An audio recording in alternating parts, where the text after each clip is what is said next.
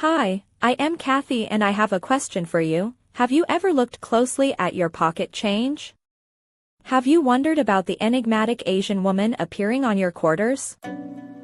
In 2022, the U.S. Mint made history by featuring May Wong on the American quarter, the first Asian American ever to appear on U.S. currency.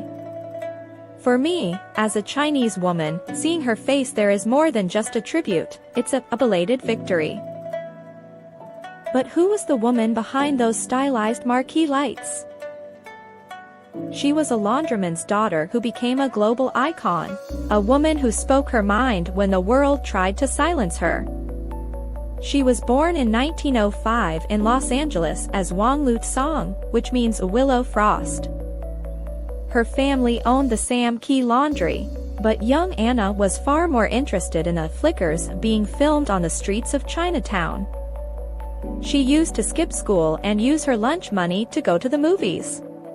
She was so obsessed with film sets that the crews nicknamed her as CCC, the Curious Chinese Child.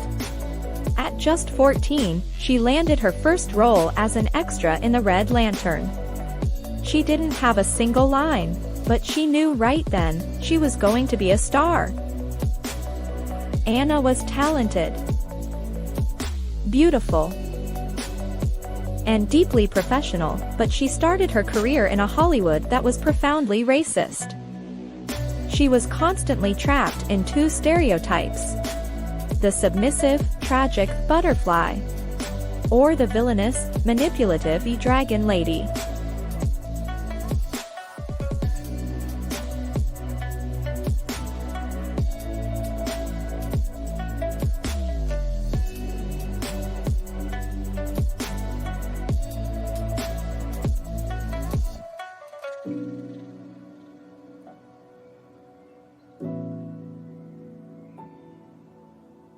In 1922, she starred in The Toll of the Sea, one of the first films ever made in Technicolor. She gave a performance that broke hearts worldwide. Yet she was banned from playing romantic leads because of anti-miscegenation laws that forbade interracial kissing on screen. While white actresses in Yellowface were given lead Chinese roles, Anna was relegated to the sidelines. She famously said, "I was tired of the parts one had to play. Why is it that the screen Chinese is nearly always the villain?" Frustrated by these limits, Anna did something radical. In 1928, she moved to Europe, where she became a sensation in London, Berlin, and Paris. She starred in masterpieces like Piccadilly.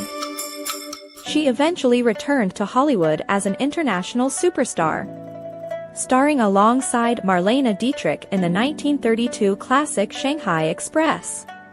But even then, the industry broke her heart again in 1935 when they refused to cast her in The Good Earth, giving the lead role of a Chinese woman to a white actress in makeup.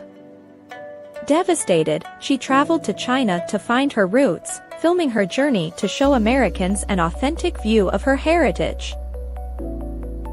May Wong passed away in 1961, but she never stopped breaking barriers. Even in her later years, she became the first Asian American to lead a U.S. television series in the gallery of Madame Lut Song. Today, we don't just remember her as a victim of her time.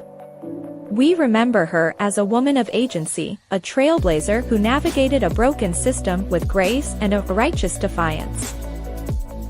So the next time you hold that quarter, remember the Willow Frost who refused to melt under the heat of Hollywood. That is all for today, friends. See you next time in the movies.